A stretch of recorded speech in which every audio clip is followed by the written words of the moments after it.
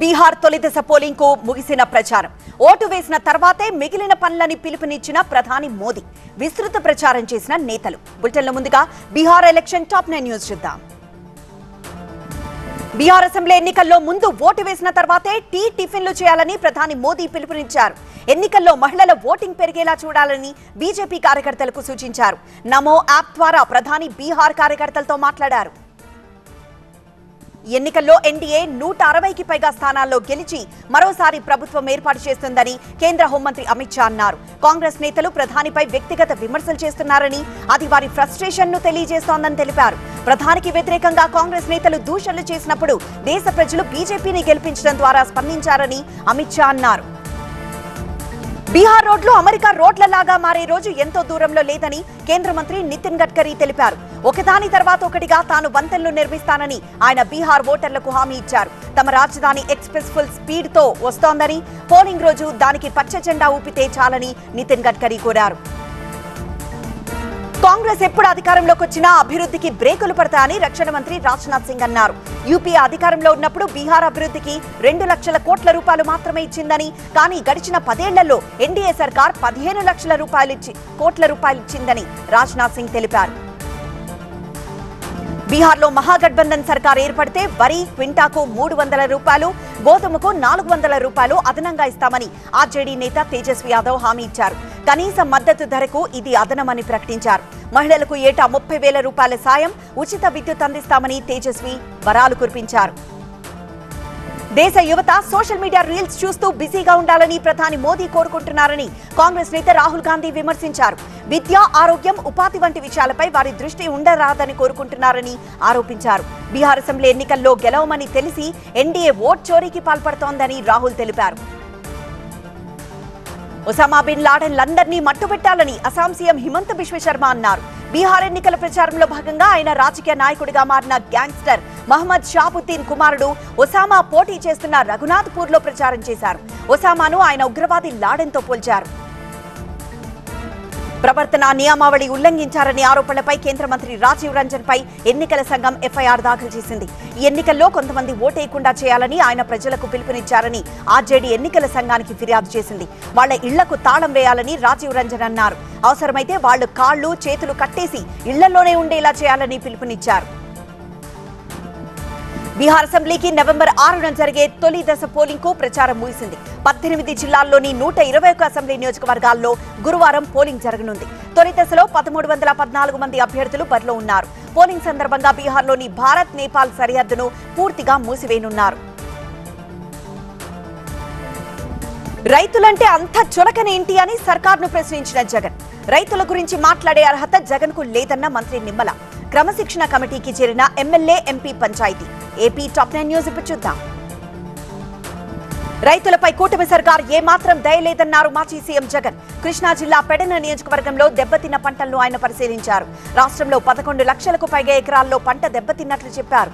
ఇంత జరిగినా సర్కార్ ఇప్పటికీ పంట నష్టం అంచనా వేయడం లేదన్నారు.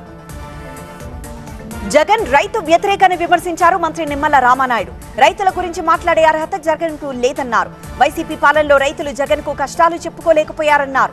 గతంలో చేసిన తప్పిదాలకు రైతులకు క్షమాపణలు చెప్పాలని డిమాండ్ చేశారు. ఎమ్మెల్యే కొలికపూడి, ఎంపీ కేశినేని చిన్ని పంచాయతీ క్రమశిక్షణ కమిటీ ముందుకు చేరింది. ఇరువురు నేతలు కమిటీ ముందు హాజరై వివరణ ఇచ్చుకున్నారు. కొలికపూడి నివేదిక రూపంలో తన వాదనలు వినిపిస్తే ఎంపీ కేశినేని చిన్ని స్వయంగా హాజరై వివరణ ఇచ్చారు. ఏపీకి భారీ పెట్టుబడులు తేవడమే ప్రభుత్వ లక్ష్యమన్నారు మంత్రి Lokesh. Speed of doing business తో రాష్ట్రానికి పెట్టుబడులు భారీగా వస్తున్నట్లు చెప్పారు. ఇప్పటికే 1,80,000 ఉద్యోగాలు ఇచ్చామని, మరిన్ని పరిశ్రమలను తేవడమే లక్ష్యంగా పనిచేస్తున్నట్లు చెప్పారు. రాజమండ్రి మాజీ ఎంపీ మార్గాని భరత్ పై విమర్శలు గుప్పించారు ఎమ్మెల్యే ఆదిరెడ్డి వాసు. ఇంట్లో కూర్చొని రాజకీయం చేయొద్దన్నారు. అరెస్ట్ అయిన వారంతా తోపులు కారు, జైలుకు వెళ్లిన వాళ్లంతా హీరోలు అయిపోరని ఎద్దేవా చేశారు. వైసీపీ మాజీ ఎమ్మెల్యే అనంత వెంకటరామరెడ్డిపై సంచలన ఆరోపణలు చేశారు ఎమ్మెల్యే దగ్గుపాటి ప్రసాద్. రాజకీయాన్నే వ్యాపారంగా చేసుకుని 100 కోట్ల విలువ చేసే 450 ఎకరాలు సంపాదించారని ఆరోపించారు. రాజకీయాలను రియల్ వ్యాపారానికి వాడుకున్నట్లు చెప్పారు. ఎమ్మెల్యే దగ్గుపాటి ప్రసాద్ ఆరోపణలపై ఆగ్రహం వ్యక్తం చేశారు వైసీపీ మాజీ ఎమ్మెల్యే అనంత వెంకటరామరెడ్డి. ఆయన ఆరోపణలను తీవ్రంగా ఖండించారు. తన 3 అన్నదమ్ములందరికీ కూడా 90 ఎకరాల ఆస్తి లేదని, అంతకంటే ఎక్కువ ఉంటే ప్రసాద్కే ఇచ్చేస్తామన్నారు. పులికాట్ సరస్సులో ఫ్లెమింగో పక్షులకు శాశ్వత నివాసం కల్పనకు పవన్ కృషిని అభినందించారు వైసీపీ నేత భూమన కరుణాకర్ రెడ్డి. వందల మైళ్లు ప్రయాణించి వలస వస్తున్న సైబీరియా పక్షులు, పులస చేపల పరిరక్షణకు చర్యలు తీసుకోవాలని కోరారు. ఉల్లి రైతులకు హెక్టాకు 50,000 చొప్పున పరిహారం ఇస్తామని గొప్పలు చెప్పిన చంద్రబాబు ఆ సంగతే మర్చారన్నారు కడప ఎంపీ అవినాష్ రెడ్డి. ఉల్లి రైతుల అవస్థలపై బాధితులతో కలిసి కలెక్టర్ను కలిశారు. రైతులకు వెంటనే పరిహారం అందించాలని కోరారు. సీఎం రేవంత్ తో జర్మనీ బృందం భేటీ. ఎల్లుండి నుంచి ఫిరాయింపు ఎమ్మెల్యేల రెండో విడత విచారణ. జూబ్లీహిల్స్ లో పోటాపోటీ ప్రచారం. తెలంగాణ టాప్ 9 న్యూస్ ఇప్పుడు చూద్దాం. సీఎం రేవంత్ రెడ్డితో జర్మనీ కాన్సులేట్ జనరల్ మైకేల్ హార్స్పర్ బృందం భేటీ అయింది. డాయిష్ బోర్డ్స్ కంపెనీ విస్తరణలో భాగంగా హైదరాబాద్ లో గ్లోబల్ క్యాపబిలిటీ సెంటర్ ప్రారంభిస్తున్నట్లు సీఎం కు తెలిపింది. హైదరాబాద్ ను ఎంచుకున్న జర్మనీ బృందానికి ధన్యవాదాలు చెప్పారు సీఎం. సీఎం రేవంత్ రెడ్డి సమక్షంలో పలువురు నేతలు కాంగ్రెస్ పార్టీలో చేరారు. రాష్ట్ర వడ్డెర సంఘం అధ్యక్షుడు నారాయణ స్వామికి కండువా కప్పి పార్టీలోకి ఆహ్వానించారు సీఎం రేవంత్. పార్టీలో చేరిన నారాయణ స్వామిని మంత్రి జూపల్లి, ఎమ్మెల్యే మెగారెడ్డి, మాజీ ఎమ్మెల్సీ నర్సారెడ్డి అభినందించారు. ఎల్లుండి నుంచి పార్టీ ఫిరాయింపు ఎమ్మెల్యేల అనర్హతపై రెండో విడత విచారణ ప్రారంభం కానుంది. ఈ నెల 6న తెల్లం వెంకట్రావు, సంజయ్, 7న పోచారం, అరకెపూడి గాంధీ పిటిషన్లపై స్పీకర్ విచారణ జరుపుతారు. ఈ నెల 12న తెల్లం, సంజయ్ పిటిషన్లపై, 13న పోచారం, అరకెపూడి గాంధీ పిటిషన్లపై మరోసారి విచారణ జరుపుతారు. జూబ్లీహిల్స్ ఉప ఎన్నికల్లో కాంగ్రెస్ జోరు పెంచింది. అభ్యర్థి నవీన్ యాదవ్ కు మద్దతుగా మంత్రి పొన్నం ప్రభాకర్ ఇల్లిల్లు తిరుగుతూ ఓట్లు అడుగుతున్నారు. యూసఫ్గూడ డివిజన్లో మీనాక్షి నటరాజన్తో కలిసి ప్రచారం చేశారు. జూబ్లీహిల్స్ శ్రీనగర్ కాలనీలో ప్రచారం చేశారు మంత్రులు శ్రీధర్ బాబు, అడ్లూరి లక్ష్మణ్. హైదరాబాద్ అభివృద్ధికి ప్రభుత్వం కట్టుబడి ఉందన్నారు. 2 ఏళ్లలో చేపట్టిన అభివృద్ధి ప్రాజెక్టులు, సంక్షేమ పథకాలు ఓటర్లకు వివరించారు. జూబ్లీహిల్స్ నియోజకవర్గంలో గెలుపు కోసం ప్రచారం ఉధృతం చేశారు బీజేపీ నేతలు. బోరబండ డివిజన్లో కేంద్ర మంత్రి కిషన్ రెడ్డి పాదయాత్ర చేపట్టారు. బీఆర్ఎస్, కాంగ్రెస్ జూబ్లీహిల్స్ అభివృద్ధికి చేసిందేమీ లేదని, బీజేపీని గెలిపిస్తేనే అభివృద్ధి సాధ్యమన్నారు. బీజేపీ అభ్యర్థి లంకల దీపక్ రెడ్డిని గెలిపించాలని కోరారు. కంటోన్మెంట్ కు భారీగా నిధులు కేటాయించామన్న సీఎం రేవంత్ వ్యాఖ్యలకు కౌంటర్ ఇచ్చారు బీఆర్ఎస్ నేతలు. సీఎం హామీలను నమ్మి కంటోన్మెంట్ ఓటర్లు మోసపోయారని, జూబ్లీహిల్స్ ఓటర్లు అలా మోసపోద్దంటూ జూబ్లీహిల్స్ లోని పలు ప్రాంతాల్లో ఫ్లెక్సీలు ఏర్పాటు చేశారు. రోడ్డు ప్రమాదాలపై బీజేపీ ఎంపీ కొండ విశ్వేశ్వరరెడ్డి ఆసక్తికరంగా మాట్లాడారు. రోడ్లపై గుంతలతో ప్రమాదాలు జరగవని తేల్చేశారు. రోడ్లు సాఫీగా ఉంటేనే స్పీడ్తో ప్రమాదాలు ఎక్కువగా జరుగుతాయన్నారు. చేవెళ్ల బస్సు ప్రమాదానికి గత బీఆర్ఎస్ నిర్లక్ష్యమే కారణమని ఆరోపించారు. మైనార్టీ కోటాలో తెలంగాణ కేబినెట్ లో స్థానం దక్కించుకున్న అజరుద్దీన్ కు ప్రభుత్వం శాఖ కేటాయించింది. మైనార్టీ సంక్షేమ, పబ్లిక్ ఎంటర్ప్రైజెస్ శాఖ కేటాయిస్తూ ఉత్తర్వులు జారీ చేసింది. కడప జిల్లా పులివెందుల మెడికల్ కాలేజ్ సామాగ్రిని గుంటూరు మెడికల్ కాలేజ్ కి తరలించారు. ఈ కాలేజ్ ని పీపీపీ విధానంలో నిర్వహించాలని ప్రభుత్వం ఆలోచన చేస్తూ ఉండడంతో పరికరాలను తరలిస్తున్నామని అధికారులు తెలిపారు. యాదాద్రి భువనగిరి జిల్లా చౌటుప్పల్లో 2 రోజులుగా కురుస్తున్న భారీ వర్షాలకు చెరువు నిండి అలుగుపోయడంతో ఇళ్లలోకి నీళ్లు చేరాయి. ఎంపీడీఓ కార్యాలయం, పాల శీతలీకరణ కేంద్రం, టీటీడీ కళ్యాణ మండపంలోకి భారీగా వరద వచ్చింది. ఎంపీడీఓ కార్యాలయంలో ఫర్నిచర్, కంప్యూటర్లు తొలగించడంతో ప్రభుత్వ సేవలు నిలిచిపోయాయి. నకిలీ పత్తి విత్తనాల కారణంగా నష్టపోయామని ఆగ్రహం వ్యక్తం చేస్తూ కర్నూలు జిల్లా ఆదోని సబ్ కలెక్టర్ కార్యాలయం ముందు రైతులు నిరసన చేపట్టారు.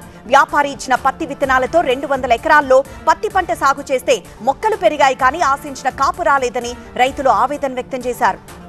కాకినాడ జిల్లా తుని రైల్వే స్టేషన్ ఆధునికత సంతరించుకుంది. అమృత్ భారత్ పథకంలో భాగంగా తుని స్టేషన్ అభివృద్ధికి రైల్వే శాఖ 19.11 కోట్ల రూపాయలతో చేపట్టిన పనులు దాదాపు పూర్తయ్యాయి. ఈ పనులతో రైల్వే స్టేషన్ రూపురేఖలు మారిపోయాయి. ప్రధాని మోదీ త్వరలోనే ఈ రైల్వే స్టేషన్ ను వర్చువల్ గా ప్రారంభించనున్నారు. భద్రాద్రి కొత్తగూడెం జిల్లా చర్ల మండలం చీమలపాడు ఇసుక సొసైటీలో నిబంధనలకు విరుద్ధంగా సభ్యులను చేర్చుతున్నారని ఆరోపిస్తూ CPIML mass line Bhadrachalam ITDA కార్యాలయాన్ని ముట్టడించింది. ప్రాజెక్టు ఆఫీసర్లకు వినతి పత్రం అందించి సమస్య పరిష్కరించాలని కార్యకర్తలకు డిమాండ్ చేశారు. కోతుల బారి నుంచి రక్షించాలని కోరుతూ నిర్మల్ జిల్లా ఖానాపూర్లో గ్రామస్తులు భారీ ర్యాలీ నిర్వహించారు. కోతుల నుంచి ప్రాణహాని ఉందని ఆవేదన వ్యక్తం చేశారు. సమస్య పరిష్కరించాలని కోరుతూ తహసీల్దార్, మున్సిపల్ కమిషనర్ కు మెమరాండం ఇచ్చారు. సత్యసాయి జిల్లాలో హందీ నివా కాలువ పనులను మడకశిర ఎమ్మెల్యే ఎంఎస్ రాజు, కలెక్టర్ శ్యాంప్రసాద్ పరిశీలించారు. కొన్ని రోజుల క్రితం కాలువ గండిపడిన ప్రదేశాన్ని పరిశీలించారు. నియోజకవర్గంలో ఆఖరి చెరువు వరకు హందీ నివా జలాలతో నింపుతామని ఎంఎస్ రాజు తెలిపారు. భద్రాచలం సీతారామచంద్ర స్వామి ఆలయానికి హైదరాబాద్ కు చెందిన భక్తులు వెండి గజవాహనాన్ని అందించేశారు. స్వామివారి ఉత్సవాల్లో దీన్ని ఉపయోగించాలని కోరారు. 31 కేజీలతో తయారు చేసిన ఈ వెండి గజం తయారీకి 41 లక్షల రూపాయలు ఖర్చు చేశారు. శ్రీశైలం పాతాళగంగలో భక్తులకు ప్రమాదం త్రుటిలో తప్పింది. రోప్వే దగ్గర కొండ చర్యలు విరిగిపడ్డాయి. వర్షం కారణంగా భారీ వృక్షాలు నేలకొరుగుతున్నాయి. వారం రోజుల వ్యవధిలో కొండ చర్యలు విరిగిపడ్డం ఇది రెండోసారి. ఢిల్లీలో ఇజ్రాయెల్ విదేశాంగ మంత్రి కనిపించని రిగ్గింగ్ సర్ అన్న మమతా బెనర్జీ. అనేక రాష్ట్రాల్లో మొదలైన ఓటర్ల జాబితా సవరణ. అమెరికా హార్ చట్టంపై కాంగ్రెస్ ఆందోళన. నేషనల్ టాప్ 9 న్యూస్ ఇప్పుడు చూద్దాం. ఉగ్రవాదంపై జీరో టాలరెన్స్, వ్యూహాత్మక భాగస్వామ్యంపై భారత్ ఇజ్రాయెల్ మధ్య చర్చలు జరిగాయి. ఢిల్లీ వచ్చిన ఇజ్రాయెల్ విదేశాంగ మంత్రి గడియన్ సర్తో విదేశాంగ మంత్రి జయశంకర్ సమావేశమయ్యారు. శిక్షణకు సంబంధించిన 2 దేశాలు ఒప్పందాలు మార్చుకున్నాయి. ఎన్నికల సంఘం చేపట్టిన ఎస్ఐఆర్ బెంగాలీ మాట్లాడే ప్రజలు లక్ష్యం ఒక నిశ్శబ్ద కనిపించని రిగ్గింగ్ అని బెంగాల్ సీఎం మమతా బెనర్జీ మండిపడ్డారు. ఒక్క ఓటర్ను తొలగించినా బీజేపీ సర్కార్ను పడగొడతామని హెచ్చరించారు. ఓటర్ల జాబితా సవరణకు సంబంధించిన 2వ విడత special intensive revision Tamil Nadu, Bengal సహా 12 రాష్ట్రాలు, కేంద్రపాలిత ప్రాంతాల్లో మొదలైంది. బిఎల్ఓలు ఇంటింటికి తిరుగుతూ ఎన్యూమరేషన్ ఫామ్స్ అందిస్తున్నారు. ఈ ఫామ్స్ పంపిణీతో సర్ ప్రక్రియ మొదలవుతోంది. అవుట్సోర్స్డ్ పనిపై 25% పన్ను విధించాలని అమెరికా సెనేట్లో ప్రవేశపెట్టిన బిల్లు వాస్తవ రూపం దాల్చితే భారత ఆర్థిక వ్యవస్థలో అక్కిరాజుకుంటుందని కాంగ్రెస్ తెలిపింది. అమెరికా సెనేటర్ ఈ హాల్ట్ బిల్లును గత నెల 6న సెనేట్లో ప్రవేశపెట్టారు. బీహార్ ఉద్యోగులు పోలింగ్లో పాల్గొనేందుకు వీలుగా నవంబర్ 6, నవంబర్ 11న సెలవివ్వాలని కర్ణాటక డిప్యూటీ సీఎం డీకే శివకుమార్ కర్ణాటకలోని కంపెనీలు, వ్యాపార సంస్థలను కోరారు. కనీసం 3 రోజుల వేతనంతో కూడిన సెలవివ్వాలని సూచించారు.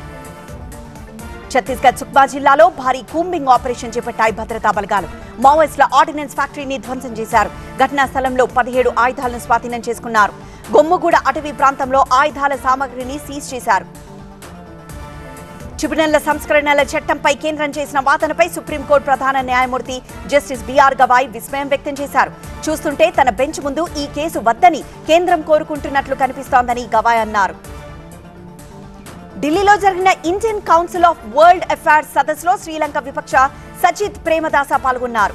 భారత్, శ్రీలంక మధ్య ఉన్న చారిత్రక, ఆధ్యాత్మిక, సాంస్కృతిక సంబంధాల గురించి ఆయన మాట్లాడారు. అనేక సంక్షోభాల నుంచి శ్రీలంకను భారత్ ఆదుకుందని సజిత్ అన్నారు.